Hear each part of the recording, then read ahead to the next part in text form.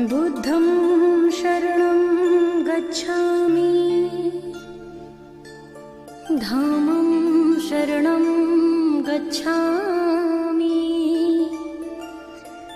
संघं शरणं गच्छामि।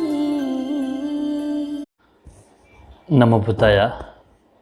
आप सभी का हमारे YouTube चैनल प्रज्ञाप्रति पर स्वागत है। पिछले कई दिनों से व्यक्तिगत कार्य में व्यस्त होने के कारण YouTube पर लगातार वीडियोस लगा नहीं पाए, उसके लिए हमें खेद है। लेकिन अब फिर दोबारा आ गए हैं और बोधिसत्व का आचरण अथवा कैसे लागलेन का जो सीरीज़ हम शुरू किया था, उसके जो श्लोक्स को फिर अब निरंतरता के साथ हम वीडियोस लाने का प्रयत्न करेंगे। तो इसी कड़ी में आज हम आपके समक्ष आए हैं फिर से, और आज हम बात करेंगे कैसे लागलेन के 11वां और 12वां श्लोक के बारे में। तो आइए जानते हैं पहले 11वां श्लोक। आपके स्क्रीन पर आप अभी देख रहे हैं 11वां श्लोक। तुंगल मालु तगदे तुले चूं, जोकपै संगे शेनफिन सेमले ठूं, तेशिर तगदे शेनगी तुंगल तक yang तक जेवा कैसे लागलेन हिन। तो इस श्लोक में आप दूसरी लाइन और तीसरी लाइन में देख रहे हैं चेनफिम का नीचे अंडरलाइन किया गया है और चेनगी का नीचे अंडरलाइन किया गया है। तो इसके बारे में मैं पहले बता चुका हूँ।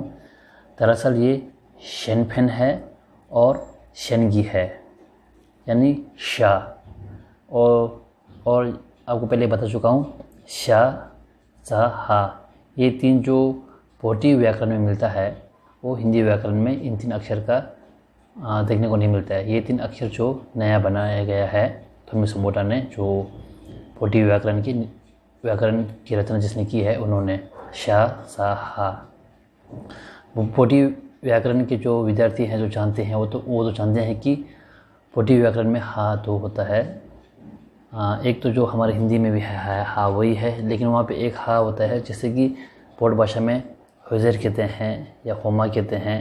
दोनों हा का ही उच्चारण होता है, लेकिन वहाँ पे हुजर यानी प्रकाश, वहाँ पे हा जो लिखते हैं वो अलग है। इसी प्रकार से होमा लिखते हैं, वहाँ भी हा यानी दूध को कहते हैं, वहाँ भी अलग है। लेकिन हालो लिखेंगे तो वहाँ पे फिर हा अलग है, जो हिंदी में ही है वही हा है। इसी प्रकार से हा का जो हा लिखेंगे या ही लिखेंगे वो फिर हिंदी में जो हा होता है वही है। तो ये थोड़ा एक अलग सा ज्ञान। तो आप देखते हैं इसका एक एक करके अर्थ। दूसरा, इसी श्लोक के दूसरे पन्ने पर चलते हैं।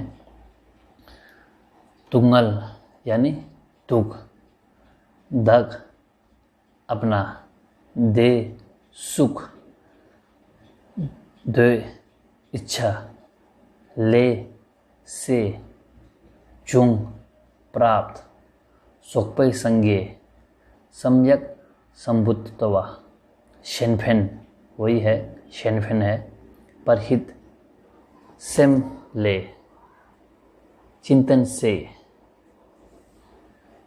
ठुंग उत्पत्ति, देचिर इसलिए, तगदे अपने सुख, शेनगी तुंगल तक पर के दुखों को, यंग तक जेवा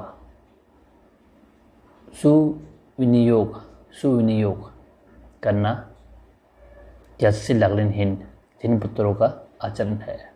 तो अब हम देखते हैं इसका पूर्ण अर्थ क्या बैठता है। निखिल दुखों का उद्भव या समस्त संसारिक दुखों का उद्भव अपने सुख की इच्छा रूपी तृष्णा से होता है, और सम्यक संबुद्धत्व का प्रादुर्भाव यानी उत्पत्ति परहित के चिंतन से होता है। इसलिए अपने सुखों का एवं पर के दुखों का सुविनियोग करना जिन पुत्रों का आचरण है। तो ये है इसका संक्षिप्त अर्थ। अब चलते हैं दूसरे यानी 12वें श्लोक की ओर। पहले आप देखिए 12वां श्लोक।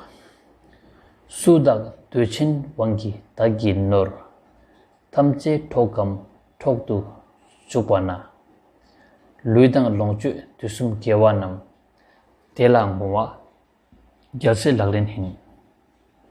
तो आइए अब इसका एक एक करके अर्थ जानते हैं।